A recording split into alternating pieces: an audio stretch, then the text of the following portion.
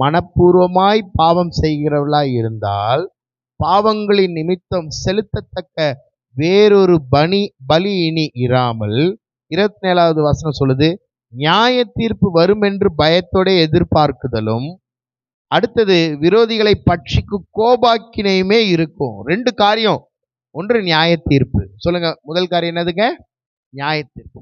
2வது தேவனுடைய கோபம். இதை தாண்டி கிருபை கிடைப்பதும், மன்னிப்பு கிடைப்பதும், ரட்சிப்பு கிடைப்பதும், பரலோகம் கிடைப்பதும் அது ஆண்டவர் கையில தான் இருக்கு. அல்லேலூயா, அல்லேலூயா.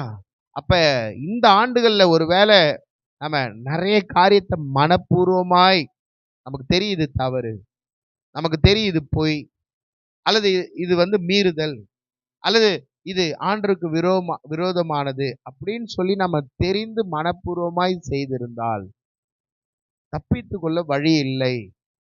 ஆனாலும் ஆண்டோட ஒரு கிருபை, ஆண்டோட இரக்கம், இது எங்க யார் தர முடியுங்க? பாஸ்டரா, ஃபாதரா, இவாஞ்சலிஸ்டா, தீர்க்கதரிசியா, அப்பாவா, அம்மாவா? யாரும் தர முடியாது. அவர் மாத்திரம்தான். அல்லேலூயா, அல்லேலூயா, ஆமென். அப்ப இந்த திரும்பவும் நம்ம ஒரு விசை அந்த காரியத்தில் ஜாக்கிரதையா இருக்கணும். இன்னைக்குன்னு இல்லை, இந்த சீசன்ல மாத்திரம் இல்லை, என்றைக்கும் என்றென்றைக்கும் மனப்பூர்வமாய் பாவத்துக்கு நம்ம என்ன பண்ணக்கூடாது? உடன்படக்கூடாது. பக்கத்துல பார்த்து சொல்லுங்க, உடன்படக்கூடாது. அல்லேலூயா. ஒரே ஒரு நிமிஷம் அப்படியே கண்களை மூடி திரும்ப, ஆண்டவரே, நாங்க மனப்பூர்வமாய் பாவம் செய்திருந்தால், மனப்பூர்வமாய் நாங்க மீறி நடந்திருந்தால், மனப்பூர்வமாய் துணிகரமாய் துணிச்சலாய் நாங்கள் செய்திருந்தால், பேசியிருந்தால், நாங்கள் செயல்பட்டிருந்தால், அங்கு வேறு ஒரு பலி இல்லை. பழைய ஏற்பாட்டில் ஆட்டுக்குட்டி பலியாக, பாவ நிவாரண பலியாக செலுத்தப்பட்டு அந்த குற்றவாளி தப்புவிக்கப்படுவார். ஆனா கிருபையின் நாட்களில் we have grace. ஆனாலும் கூட அந்த இடத்துல அந்த வார்த்தை, அந்த வசனம் ஒரு ஆழமான ஒரு வார்த்தை, சத்தியம். மனப்பூர்வமாய் பாவம். அப்ப மனப்பூர்வமாய் பாவத்துக்கு ஒப்பு கொடுக்கும் பொழுது அதனுடைய விளைவுகள், அதனுடைய எஃபெக்ட்ஸ், அதனுடைய விளைவுகளுக்கு நம்ம ஒப்பு கொடுத்துட்டோம். ஏன் நம்ம சில மாந்திரிக செய்வன இந்த காரியங்களை செய்யாதீங்க, செய்யக்கூடாது, கிறிஸ்தவர்கள் செய்யக்கூடாது, ஏன் அதற்கு உடன்படக்கூடாது? என்னங்க, நீங்க ஞானஸ்தானம் எடுத்து பந்தியில பங்கெடுத்தோம், ஒருவேளை நான் மசூதியில போய் ஓதுறேன், கயிறு கட்டுறேன், அல்லது கோயில்ல சில காரியத்தை செய்யறேன்னு சொல்லி கிறிஸ்தவர்கள் அல்லது ஆலயத்துக்கு போகக்கூடியவங்க, பந்தியில பங்கெடுக்கக்கூடியவங்க, அதை நீங்க ரகசியமாய், துணிகரமாய், துணிச்சலாய் செய்றீங்கன்னா நீங்க மனப்பூர்வமாய் செய்றீங்க. நம்ம மனப்பூர்வமாய் செய்கிறோம். அப்ப என்ன ஆகும்? நம்மளோட கடைசி நேரத்துல நீங்க எந்த ஒரு விக்கிரகத்தை தேடி ஓடுனீங்களோ அந்த விக்கிரகம் உன் அருகாமையில வந்து நிற்கும். நம்மை அழைத்து செல்வதற்காக வந்து நிற்கும். அது என்ன சொல்லும்? நீ என்னை தேடி வந்துட்ட,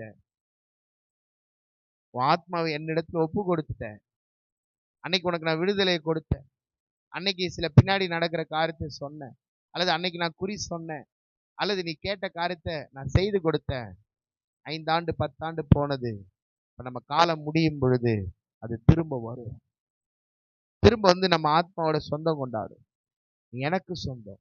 மோசே மரித்து விட்டா, இப்ப பெரிய தூதனுக்கு யுத்தம் நடக்குது, சாத்தானுக்கும் தூதனுக்கும். என்ன சாத்தான் சொல்றான்? மோசேனுடைய சரீரம் எனக்கு சொந்தம். ஏன்? ஆண்டவர் பேச சொன்னாரு, இதை கீழ்ப்படியாம அடிச்சுட்டா.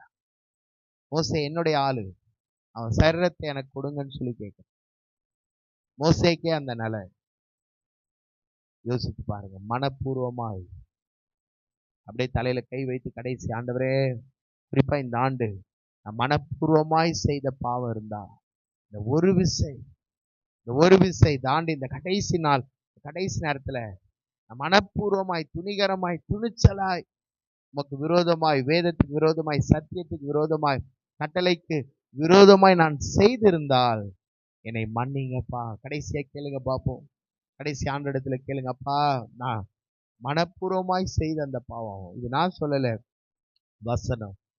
பலமுறை இந்த பக்கங்களை கடந்திருப்போம். ஆனா இந்த சீசன்ல ஆண்டவர் பேசுறார். He wants to talk to you. He wants to do something in your life. ஆகவே ஆண்டோட கரத்துல அப்படியே ஒப்பு கொடுத்து, ஆண்டவரே, அப்படிப்பட்ட மனப்பூர்வமான பாவங்களுக்கு ஆண்டவரே எங்களை விலக்குங்க, எங்களை வேலி அடைத்து பாதுகாத்து கொள்ளுங்க, மனம் இறங்குங்க. கர்த்தர் அப்படியே மனம் இறங்க முடியாது நம்மளை சோதரிக்கலாமா? கர்த்தர் ஒரு விடுதலை, ஒரு கிருபையை, ஒரு வாய்ப்பை நம்ம கட்டளையிடும்படியே சோதரிக்கலாமா? இயேசு கிறிஸ்துவின் மூலம் ஜெபத்தை எடுக்கிற ஜீவனுள்ள தகப்பனே, ஆமென். அல்லேலூயா, ஆமென். அப்ப மனப்பூர்வமான பாவத்தை நம்ம என்ன பண்ணக்கூடாதுங்க? செய்யக்கூடாது. பக்கத்தில் பார்த்து சொல்லுங்க, நம்ம செய்யக்கூடாது. அல்லேலூயா. சரி, இன்னைக்கு இன்னொரு காரியத்தை நம்ம பார்க்க போகிறோம். ஏசாயா தீர்க்கதரிசியின் புஸ்தகம் 1வது அதிகாரம், அதுல 13வது வசனத்தை நாம் வாசிக்க கேட்போம். ஏசாயா 1:13 எடுத்தவங்க யாருன்னு வாசிங்க. இனி வீண் காணிக்கைகளை கொண்டு வர வேண்டாம், தூபம் காட்டுதல் எனக்கு அருவருப்பாய் இருக்கிறது. நல்ல கவனி, நீங்கள் அக்கிரமத்தோடே ஆசரிக்கிற மாத பிறப்பையும் ஓய்வு நாளையும் சபை கூட்டத்தையும் நான் இனி சகிக்க மாட்டேன். இப்ப நல்ல கவனிங்க, அடுத்த ஒரு காரியம் இன்றைக்கு நம்ம தியானிக்க போகிறோம். ஏசாயா தீர்க்கதரிசியின் மூலமாக அந்த ஜனங்களுக்கு உரைக்கப்பட்ட ஒரு வார்த்தை என்ன சொல்லப்படுகிறது? நீங்கள் அக்கிரமத்தோடே ஆசரிக்கிற மாத பிறப்பு. இப்ப ஜனவரி மாதம் முடியுது, அடுத்து என்ன மாசம் வருதுங்க? பிப்ரவரி. அப்ப அநேக மாதம் முடிந்த அநேக மாதங்கள் நமக்கு தொடங்கி இருக்கிறது. அது போல ஒரு 12 மாதம் முடிஞ்சிருச்சுன்னா ஒரு வருஷத்தையே நம்ம முடிச்சிடறோம். உண்மையா இல்லையா? அல்லேலூயா. அப்ப நல்ல கவனிங்க, மாதம், காலம், நேரம், வாரம் எல்லாம் ஓடுது. ஆனா இன்னைக்கு ஆண்டவர் நம்ம கவனிக்க சொல்லக்கூடிய ஒரு காரியம் என்னன்னா, அந்த நாள், அந்த நேரம், அந்த வாரம், அந்த மாதத்தை நம்ம அக்கிரமத்தோடே கடந்து கொண்டே இருக்கிறோமே ஆனால், மாதம் நமக்கு வாக்குத்தத்த ஆராதனை, அதிகாலை ஜெபம் எல்லாம் இருக்கு, ஓகே. ஆனா எனக்குள்ள ஒரு அக்கிரமம் இருக்கிறதே.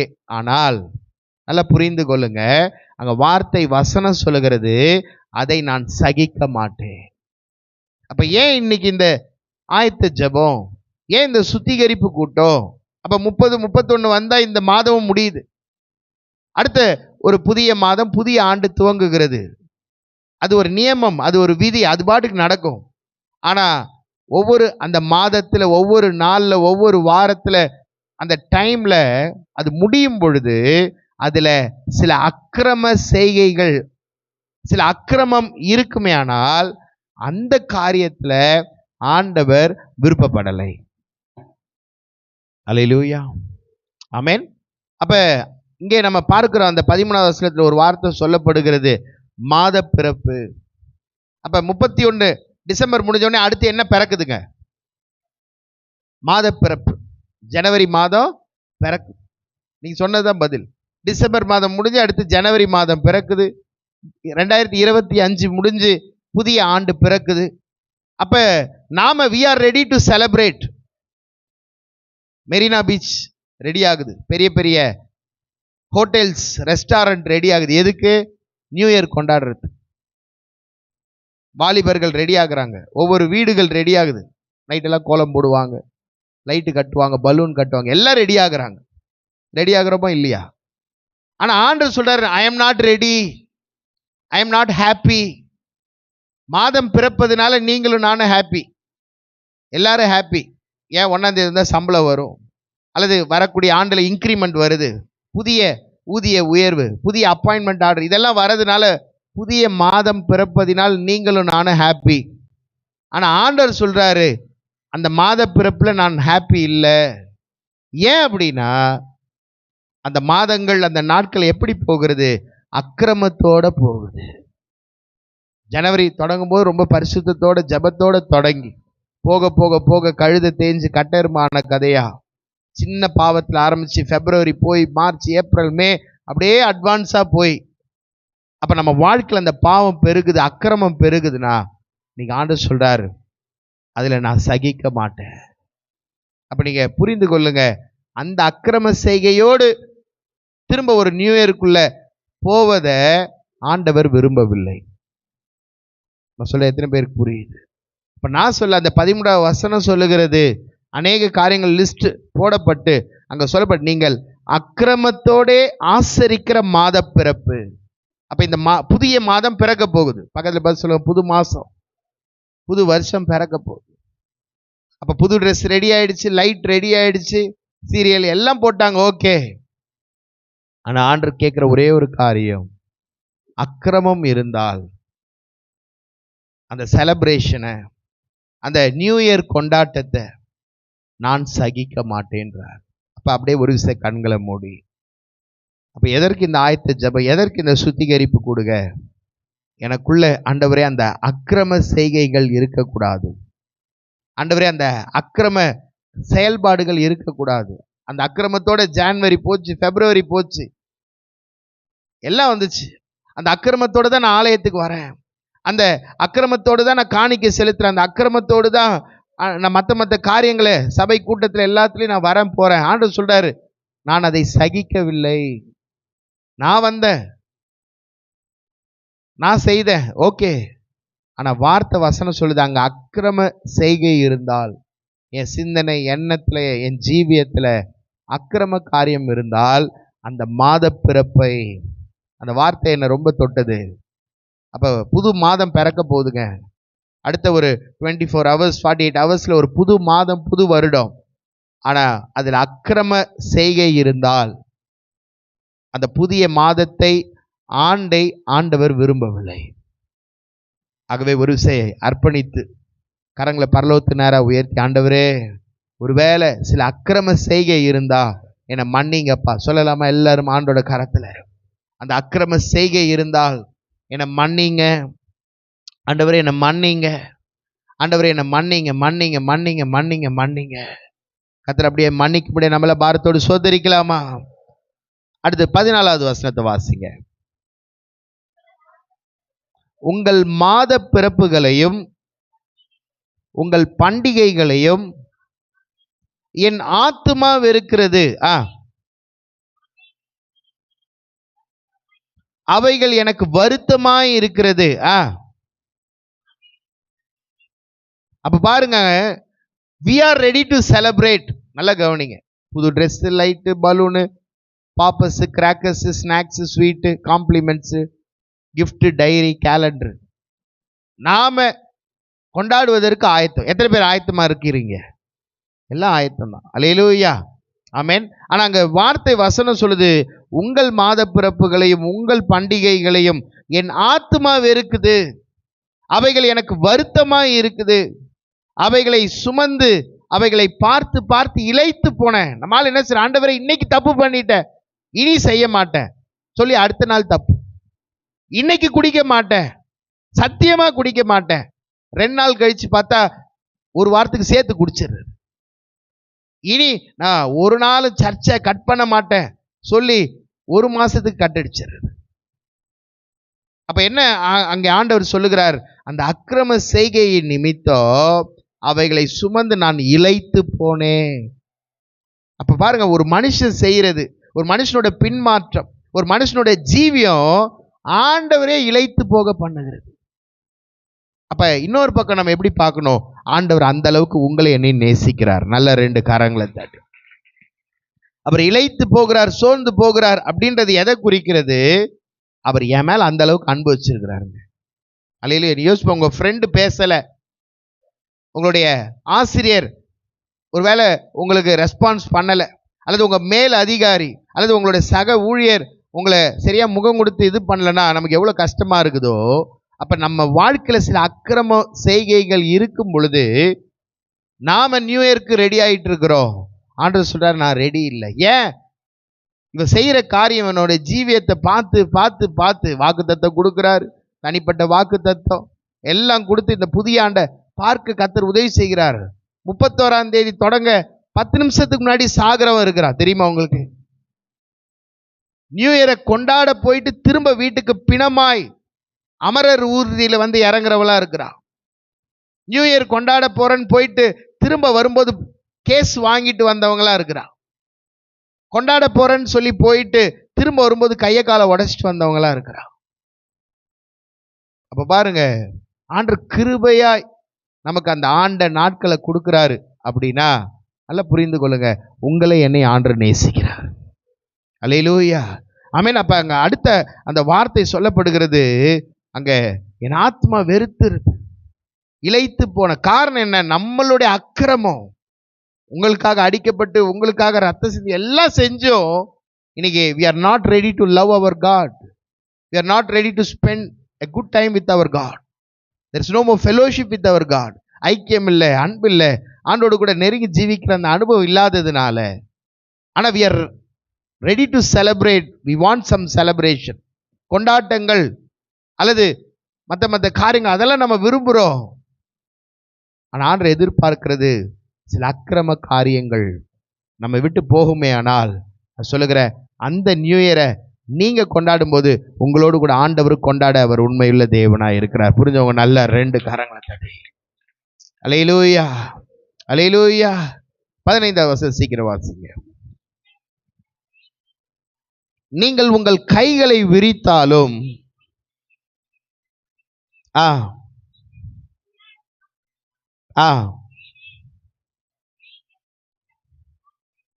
அப்ப பாருங்க, நல்லா புரிந்து கொள்ளுங்க. இப்ப ஏன் இந்த சுத்திகரிப்பு ஜெபம்? அப்ப நமக்கு அறிந்தோ அறியாமலோ சில கரைகள், சில குறைகள், சில பிரச்சனை. தாவீது அன்னைக்கு தவறு செய்யறா அப்படின்னா, அவன் அந்த ஒரு அதிகாரத்தில் இருக்கிறதுனால, ஒரு ராஜாவா இருக்கிறதுனால அவன் செய்யறது தவறுன்ற உணர்வே இல்லை அவனுக்கு. நான் கூப்பிட்டா யாருனாலும் வந்துருவாங்க, நான் சொன்ன யாருனாலும் செஞ்சிருவாங்க, நான் நினைத்தா யாரை வேணாலும் திருமணம் செய்ய முடியும். அப்ப அந்த அதிகாரம், அந்த மமதை, அந்த போதை, அந்த பணம், அந்த செல்வம், அவன் செய்யற செயல் பாவம், அது ஒரு அநியாயம்ன்ற அந்த இதே மறந்துடுது. இன்னைக்கு சில நேரத்தில் நம்மளோட வாழ்க்கையில நாம செய்யற செயல் பாவம்னே நமக்கு தெரியறது இல்லை. சில நாம செய்யற செயல் ஆண்டவரை விட்டு தூர போகிறோம், நமக்கு புரியறது இல்லை. அங்க வார்த்தை சொல்லப்படுகிறது அந்த 15வது வசனத்துல, நீங்கள் உங்கள் கைகளை விரித்தாலும் என் கண்களை உங்களை விட்டு நான் என்ன பண்றேன்? மறைக்கிறேன். ஐயோ ஆண்டவரே, கையை விரிக்கிறோம், வலிக்குதே. ஐயோ ஆண்டவரே, பண தேவையா இருக்கே. ஐயோ ஆண்டவரே, கஷ்டமா இருக்குதே, நாளையத்துக்கு வரனே, எல்லாம் செய்யறனே, நிம்மதி இல்லையே, சமாதானம் இல்லையே. யோசிச்சு பாருங்க. எல்லாம் செய்தும் கூட, ஒப்பாரி வைத்தும் கூட, அடித்து கொண்டு அழுதாலும் கூட, அங்க 15வது வசனம் சொல்லுது, என் கண்களை உங்களை விட்டு நான் என்ன பண்றேன்? மறைக்கிறேன். நீங்கள் மிகுதியாய் ஜெபம் பண்ணினாலும் கேளேன். 40 நாள் பண்ணேன் பாஸ்டர், 7 நாள் பண்ணேன், 1 நாள் பண்ணேன், 21 நாள் பண்ணேன், பண்ணியும் என் ஜெபம் கேட்கப்படலைன்னா ஒரே ஒரு காரியத்தை செக் பண்ணுங்க, என் வாழ்வில் ஏதாவது அக்கிரமம் இருக்கா? அப்ப அவர் சொல்றாரு, அக்கிரமம் இருந்தால் நீ ஜெபம் இல்லை, மிகுதியாய் ஜெபம் பண்ணாலும் நான் என்ன பண்ண மாட்டேன். அப்ப ஒருவேளை இந்த ஆண்டு யாரோ சொல்றீங்க, பாஸ் நான் ஜெபிச்சேன் எனக்கு பதில் வரலன்னா, ஆண்டவர் இடத்துல கோவப்படுறது இல்லை. உங்க வாழ்க்கையில, உங்க ஜீவியத்துல சில அக்கிரமம் மறைந்து இருக்குமே, ஆனால் அந்த ஜெபத்துக்கு பதில் வராது, நமக்கு தெரியும். அப்ப அந்த அக்கிரமத்தை நீக்கி பாருங்க. நீங்க மிகுதியாய் ஜெபம் பண்ண வேண்டாம், சும்மா கையெடுத்த. கடந்த நாட்டில் சொன்ன ஒரு ஆரம்ப கிறிஸ்தவர், அந்த நபருக்கு 39 வயசு, அந்த சிஸ்டருக்கு ஒரு 38 வயசு, 2 வயசு டிஃப்ரென்ஸ். ஒரு 9-10 வயதுல குழந்தை. அந்த கணவனுக்கு ஹார்ட் அட்டாக்ல கார்டியக் அரெஸ்ட். அந்த பிரைவேட் ஹாஸ்பிட்டலில் ஃபுல்லா வச்சு எல்லாம் செக்அப், ட்ரீட்மெண்ட் எல்லாம் பண்ணி பார்த்துட்டு, அந்த மனைவிக்கே சொல்லாம இன்னும் வெளியில இருந்து சீஃப் டாக்டர், பெரிய பெரிய சர்ஜன் எல்லாரையும் வர வச்சு பரிசோதனை செய்துட்டு, வேற வழியே இல்லை, அந்த சிபிஆர், கரண்ட் ஷாக்கு எல்லாம் கொடுத்து முடிச்சுட்டு, வாய்ப்பே இல்லை. மெடிக்கல் டீம் தீர்மானம் பண்ணதுக்கு அப்புறம் அந்த மனைவியை கூப்பிட்டு சொல்றாங்க, உங்க கணவர் மரித்து போயிட்டார், உங்க கணவர் இறந்துட்டார். அந்த அம்மா நேரம் வந்தது, அந்த கணவரோட சரீரத்துக்கு அருகாமலே கண்ணீரோடு கூட கரத்தை வைத்து ஆண்டவரை நோக்கி, ஆண்டவரே, நாங்க திருமண வாழ்க்கையில இணைக்கப்பட்டு இத்தனை காலம், எனக்கு ஒரு பெண் பிள்ளை, அந்த குடும்ப வாழ்க்கை சிதைந்து போகும் பொழுது இந்த சமுதாயத்தில் நாங்கள் வாழ்வது பெரிய சவால். இப்போதான் எங்கள் வாழ்க்கை, எங்கள் ஃபேமிலி துளிர் விட்டு கொண்டிருக்கிறது, என் கணவரை நீங்கள் தான் உயிர்ப்பிக்கணும் சொல்லி அடுத்த ஒரு சில மணி நேரத்துக்குள்ள செத்த கணவன் உயிரோடு. அல்லேலூயா. A faithful prayer, a truthful prayer turn into a blessing.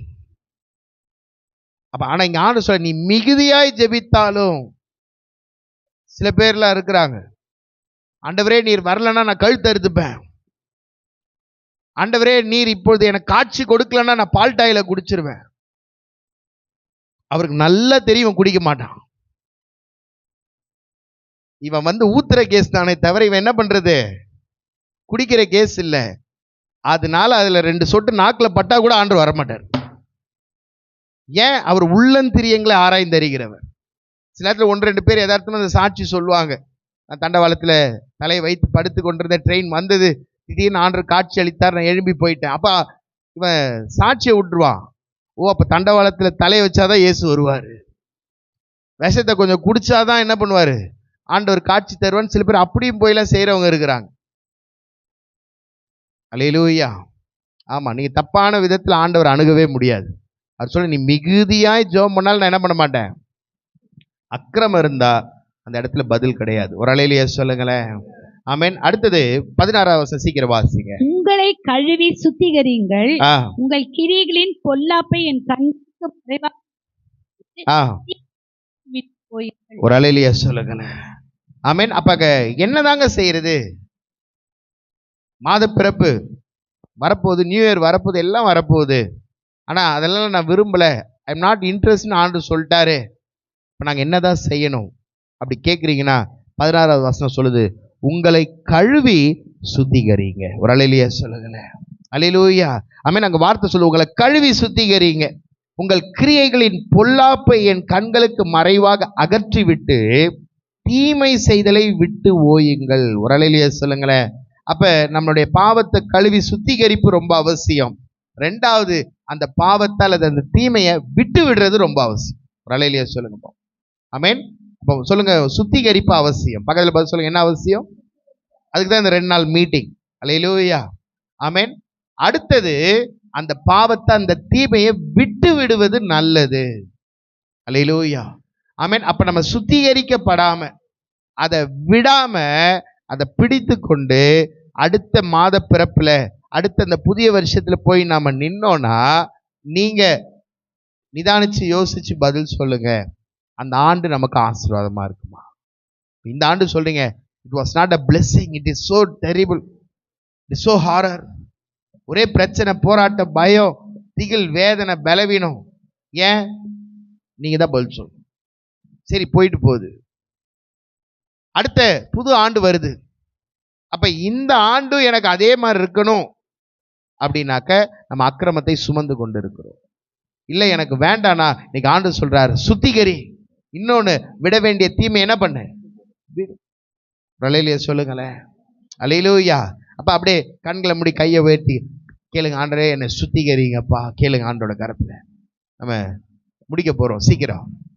ஆண்டவரே என்னை கழுவி சுத்திகரிங்க, உடைய ரத்தத்தினால கழுவி சுத்திகரிங்க. I am ready for that celebration, I am preparing for that celebration. Beyond that I need to be cleansed, I need to be washed away with your blood. ஆண்டவருடைய ரத்தத்தினால கழுவப்படுவது, சுத்திகரிக்கப்படுவது எனக்கு ரொம்ப அவசியப்பா.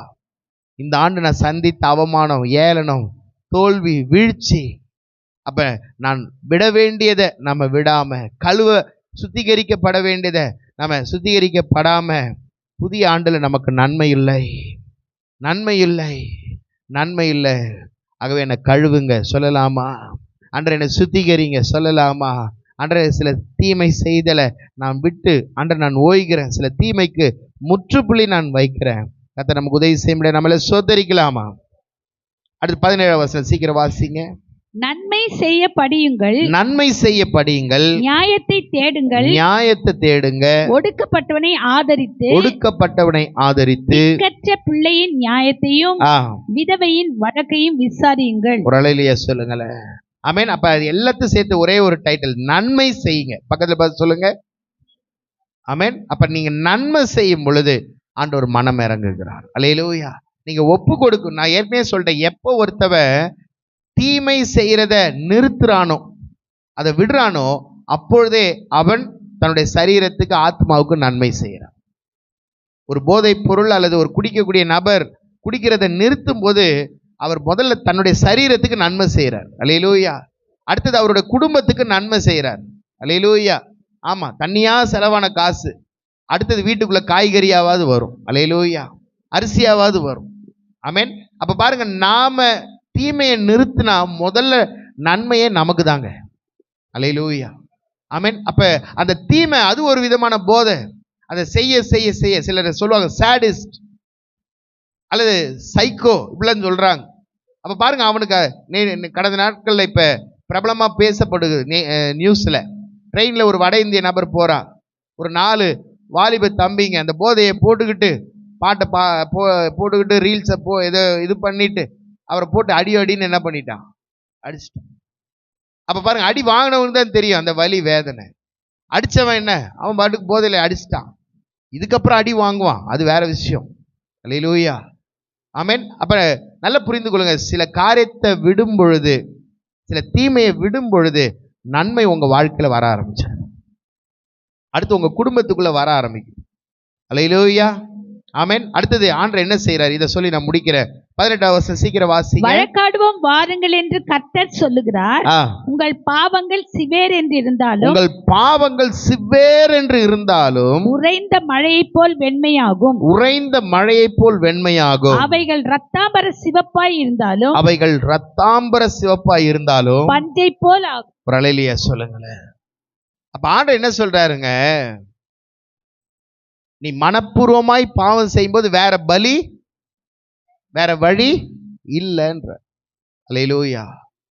அப்ப இங்க ஏசாயா கொண்டு இங்க சொல்றாரு, என்ன சொல்றாரு, உன் பாவம் சிவேர் என்று இருந்தாலும் உறைந்த மழையை போல வெண்மையாகும், அவைகள் ரத்தாம்பர சிவப்பாய் இருந்தாலும் பஞ்சை போல என்ன பண்ணும், மாறும். அப்ப ஒரே ஒரு காரியத்தை புரிந்து கொள்ளுங்க, உங்களை மன்னிக்க கூடிய அதிகாரம் அவர் ஒருவர்கிட்ட மாத்திருந்தார். அல்லேலூயா. ஆமென். உனக்கு வேற வழி இல்லைன்னு தண்ணி தெளிச்சு விடவும் அவரால் முடியும். ஆண்டவரே, நான் தெரியாம பண்ணி தொலைச்சிட்டேன், இந்த ஒரு முறை எனக்கு அந்த வாய்ப்பை கொடுங்கன்னு சொல்லி கெஞ்சி பிடிச்சிட்டீங்கன்னா, அது சிவப்பாய் இருந்தாலும் சிவ்வேர் என்று இருந்தாலும் எப்படி இருந்தாலும் அதை வெண்மையாக மாற்றுவது ஆண்டவர்களே சார். அல்லேலூயா. அப்ப ஆண்டோட கையில் இருந்து அந்த கிருபையை இரக்கத்தை பெற்றுக்கொள்வதும் அவரை உதாசீனப்படுவது. அதே கல்லங்க, 2 பேரும் திருட்டு பசங்க. பக்கத்தில் பார்த்து சொல்லுங்க, 2 பேரும் யார் தான்? ஆமா. அப்ப ஒருத்தவன் ஏளனம் பண்றான், இவனும் சாக போறான், இவனும் சாக போறான். அப்ப இவன் ஏளனம் பண்றான், என்ன இவர் பெரிய அற்புதம் செஞ்சாரு, அதை பண்ணாரு இதை பண்ணாருன்னானுங்க. இல்ல ஒரே பேச்சு தான் போல இருக்கு, ஒன்றும் செயல்பாடே இல்லையே, ஏளனமா பேசினான். அதுக்காக இயேசு கிறிஸ்து தூதன் இறங்கி இவனை ஒரு போடு போடு அப்படிலாம் சொல்ல அமைதியாக தான் இருந்த. அல்லேலூயா. ஆனால் இந்த பக்கம் ஒருத்தன் ஒரு கல்லன் தன்னை தாழ்த்தி, ஆண்டவரே என்னை கொஞ்சோண்டு நினைச்சுக்கோங்கன்னா. ஒரு அல்லேலூயா சொல்லுங்க பாப்போம். அல்லேலூயா. ஆனா இவன் என்ன சொல்ற, ஆண்டவரே நான் பாவத்தில் இருக்கிற சிவேர் என்ற பாவம், ரத்தத்தை விட சிவப்பான பாவத்தில் இருக்கிற, நீங்க அங்க இருக்கும்போது என்னை என்ன பண்ணீங்க, கொஞ்சம் நினைச்சுக்கோங்கன்னாரு. ஆனா ஆண்டவர் அவனை தோய் தோய் தோய் தம்முடைய ரத்தத்தினால தோய்ச்சி பரிசுத்தமாக்கி போகும்போது கையோட கூட்டு. அல்லேலூயா. ஆமா, நம்மளுக்கு நினைக்கிறது கூட சரியா தெரியாது. அல்லேலூயா. ஆமா, சிலது அரை முக்கா அப்படி நினைக்கும், காயப்போட வச்சாக்கா அங்கங்க அப்படியே தான் இருக்கும். ஆமா. ஆனா இவன் என்ன கேட்கிறான், கல்லன் என்ன கொஞ்சோண்டு நினைங்கன்னாரு. ஆனா இயேசு கிறிஸ்து நினைக்க மட்டும் இல்ல, தோவன்னு என்ன பண்ணிட்டாரு, தோச்சிட்டாரு. ஏன் என்ன நினைங்கன்றான், அவ்வளோ சிவப்பான கொலை செஞ்சேன், அவ்வளோ பாவம் செஞ்சேன், அவ்வளோ அக்கிரமம் பண்ணேன், எனக்கு பரலோகத்துக்கு வரத்துக்கு கூட குற்ற உணர்ச்சியா இருக்குது, ஆனா வரணும்னு ஆசை இருக்குது, ஏன் நரகத்துக்கு போயிடக்கூடாது, என்னை கொஞ்சோண்டு நினைச்சுக்கோங்க. கல்லன் என்ன கேட்குறான், என்னை கொஞ்சோண்டு நினைச்சுக்கோங்க. ஆண்டவர் நினைக்க மட்டும் செய்யல, என்ன பண்ணிட்டாரு, துவைச்சிட்டார். பக்கத்தில் பார்த்து சொல்லுங்க, என்ன பண்ணிட்டாரு, துவைச்சி அந்த சிவப்பானதை ஆண்டவர் வெண்மையாக்கி பரிசுத்தமாக்கி, நீ என்னோடு கூட பரதேசியில். அதுதான் ஆண்டோட கிருபைங்க. நல்ல 2 கரங்களை எவனையும் மேன்மைப்படுத்த, எவனையும் உயர்த்த, எவனுக்கு பரலோகத்தில் இடம் கொடுக்க அவர் ஒருவரால் மாத்திரமே. அல்லேலூயா. அல்லேலூயா. ஆமென். அப்ப அங்க சொல்லப்படுகிறது, எவ்வளவு சிவப்பா இருந்தாலும் பனியை போல பஞ்சை போல ஆண்டவர் மாற்றுகிறார். 19வது வசனத்தை வாசிங்க. நீங்கள் மனம் பொருந்தி செவி கொடுத்தால், இதுதான் கடைசியான காரியம், நீங்க மனம் பொருந்தி செவி கொடுத்தால் தேசத்தின் நன்மையை புசிப்பீர்கள். தேசத்தின் நன்மையை புசிப்பீர்கள். மாட்டோம் என்று எதிர்த்து நிற்பீர்களாகில், நல்ல கவனிங்க, மாட்டோம் என்று எதிர்த்து நிற்பீர்களாகில் பட்டயத்துக்கு இரையாவீர்கள். பட்டயத்துக்கு இரையாவீர்கள். கர்த்தரின் வாய் இதை சொல்லிற்று. கர்த்தரின் வாய் இதை சொல்லிற்று. பைபிள் அப்படியே மூடி வச்சிருக்க, சிம்பிளா சொல்லி முடிச்சிட்டாரு. நீ மனம் பொருந்தி, இந்த 2 நாட்கள் ஆண்டவர் பேசின வார்த்தை, அந்த சத்தம், அந்த சத்தியத்துக்கு மனம் பொருந்தி. It's not a playful thing. பாவம் என்பது ஒரு விளையாட்டு காரியம் அல்ல. சாபம் என்பது ஒரு விளையாட்டு காரியம் அல்ல. சில வலி, சில வேதனை, சில சர்ஜரி, சில ரத்த சிந்துதல்கள். அப்ப அந்த பாதையின் ஊடாய் வந்தாதான் தெரியுங்க.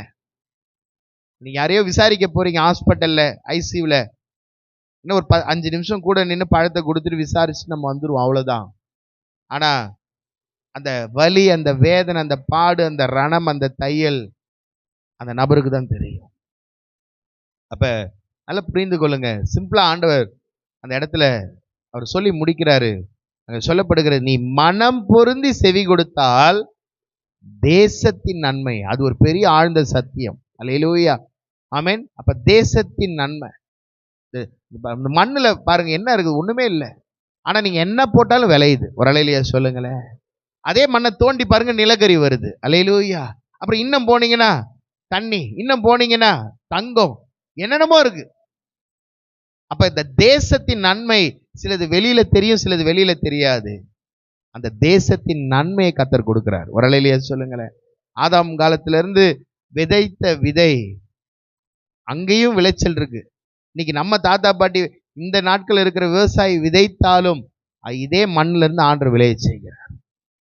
தேசத்தின் நன்மை. அல்லேலூயா. நீ மனம் பொருந்தி செவி கொடுத்தால், ஆஃபெலியில எல்லாம் பாஸ். ஒரு அலையிலையா சொல்லுங்களேன். நீ மனம் பொருந்தி செவி கொடுத்தால் அடுத்து போற இன்டர்வியூல பாஸ். அல்லேலூயா. நீ மனம் பொருந்தி செவி கொடுத்தால், ஆமென், தேசத்தின் என்ன நன்மை ஆண்டவர் என்ன பண்ணிடுவாரு, கொடுத்துருவார். என்னதான் இருந்தாலும் அரை டிக்கெட்டுகளுக்கு இன்னும் அந்த மேக்ஸு, ஐயோ அந்த சயின்ஸ், ஏதோ ஒரு பயம் இருந்துக்கிட்டு தான் இருக்கும். அசைன்மெண்ட்டா, இம்போசிஷனா, சொல்லி இன்னைக்கு இந்த வார்த்தை கேட்க பண்ணி மனம் பொருந்தி 35 மார்க்காவது கொடுத்துருவார். ஒரு அலையிலையா சொல்லுங்களேன். அலையிலையா. நீ வாங்கினது 34 இருந்தாலும் வாதியார் இப்ப திருத்தி கொண்டு இருக்கக்கூடிய வேலையில எங்கேயோ தெய்வாதீனமா ஆண்டோட கை போய் தொலை, பார்டர்ல வந்துட்டுன்னா அந்த 1 மார்க் அவரே ஏதாவது போட்டு என்ன பண்றாரு, பாஸ் பண்ணிடுவாரு. ஆஃபில் ரேங்க் கிடைச்சிரும். ஒரு அலையிலையா சொல்லுங்களேன். ஆமா, யாருடைய மார்க் 35 வருதுன்னு பாருங்க, அந்த நபருக்கு தான் இன்னைக்கு ஆண்டவர் பேசி இருக்கிறார். அல்லேலூயா. அப்படி இல்ல, 20வது வசனம் பாருங்க எப்படி தொடர்ந்து. மாட்டோம் என்று எதிர்த்து நிற்பீர்களாகில் பட்டயத்துக்கு இரையாவீர்கள். கர்த்தரின் வாய் இதை சொல்லிட்டு. அப்ப இது பாஸ்டர், தீர்க்கதரிசி, இவாஞ்சலிஸ்ட், சர்ச்சு சொல்லல. இது யார் சொல்றாங்க? கர்த்தரின் வாய். அல்லேலூயா. அப்ப கர்த்தருடைய வாய்க்கு விரோதமா, கர்த்தருடைய சத்தத்துக்கு விரோதமா நம்ம என்ன பண்ணக்கூடாது, நிக்க கூடாது. அல்லேலூயா, ஆமென். அப்ப சில அக்கிரமத்தை நம்ம வாழ்க்கையை விட்டு நீக்குனீங்கன்னா, நான் சொல்லுகிறேன், அந்த நியூ இயர் செலிப்ரேஷனோடு ஆண்டவர் உங்க கூட வந்து செலிப்ரேட் பண்ணுவார். அல்லேலூயா. ஆமா, நீங்க கத்திட்டே போய் யார் நம்ம ராஜா, இயேசு ராஜாவே பக்கத்துல இருப்பார். ஒரு அல்லேலூயா சொல்லுங்களேன். அல்லேலூயா. அவன் படம் தாங்க நடிச்சான். ஆனா அந்த படம் நடிக்கும் பொழுதே இயேசு கிறிஸ்துனுடைய அந்த உணர்வு, அந்த காரியங்கள், அந்த தரிசனத்தை பார்த்து அந்த படம் நடிச்சு முடிச்சதுக்கு அப்புறம் அந்த அடுத்து பார்த்து சர்ச்சுக்கு ஒழுங்கா போக ஆரம்பிச்சிட்டான். அப்படின்னா என்ன, ஆண்டவர் தொட்டுட்டார். அல்லேலூயா, ஆமென். அப்ப நம்ம மனம் பொருந்தி செவி கொடுப்போமே, ஆனால் கர்த்தர் செய்ய வேண்டிய நன்மை என்ன பண்ணுவாரு, செய்வார். அப்ப நான் சொல்லுகிறேன், நாளைய தினம் அது ஏதோ ஒரு ஃபார்மல் செலிப்ரேஷன் போல இருக்காது. It will be a turning point. உங்க வாழ்க்கையின் திருப்பு முனையாக அது மாறும். அல்லேலூயா. இப்ப இத்தனை நாள் நியூ இயர் நாம கொண்டாடணும். ஆனா 2026 நியூ இயர் என்பது அவரோடு சேர்ந்து இணைந்து கொண்டாடுவது. புரிஞ்சவங்க மாத்திரம் நல்ல 2 கரங்களை தட்டி. அப்ப இத்தனை நாட்கள் ஏதோ ஒரு அக்கிரமம், ஏதோ ஒரு இது கொஞ்சம் அவரே தள்ளி நின்று, சரிப்போ இந்த வாக்குத்தத்தம், சரிப்போ இந்த ஆசீர்வாதம், இந்த நன்மை கொடுத்துட்டு அவர் எட்டென்று இருப்பார். ஆனா இன்னைக்கு ஆண்டவர் தெளிவா அவரோட வாய் பேசுகிறது. பலிபீடத்திலிருந்து நான் மனம் பொருந்தி செவி கொடுத்தால் உங்க செலிப்ரேஷனே அவரே பொறுப்பெடுத்து நடத்த போறார். அவர் கூடவே இருப்பார். அவருடைய சத்தம் தொனிக்கும், அவருடைய சித்தம் வெளிப்படும். உங்க வாழ்க்கையில ஒரு பெரிய மாற்றத்தை 2026 பார்க்க போறீங்க. கண்களை மூடலாமா? அப்படியே இருக்கிற இடத்துல நீ மனம் பொருந்தி செவி கொடுத்தார். தேசத்தின் நன்மை, தேசத்தின் நன்மை. இது ஒரு பெரிய ஆழ்ந்த ஒரு ரகசியம், சத்தியம். தேசத்தின் நன்மை சிலது கண்ணுக்கு தெரியும், சிலது தெரியாது. நீங்க ஆண்டு சொல்றாரு, அந்த தேசத்தின் நன்மையை நான் உங்களுக்கு தரப்போகிறேன்.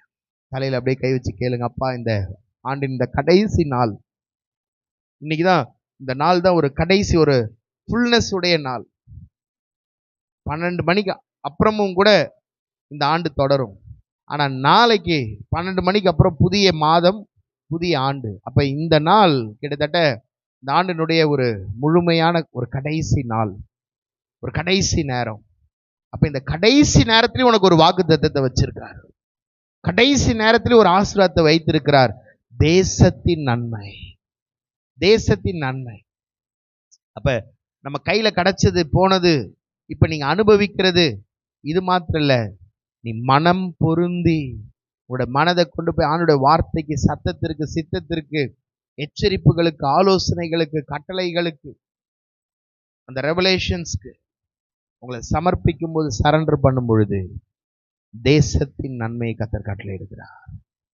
அந்த தேசத்தின் நன்மையை சுதந்திரிக்க நம்மை அர்ப்பணிப்போம்.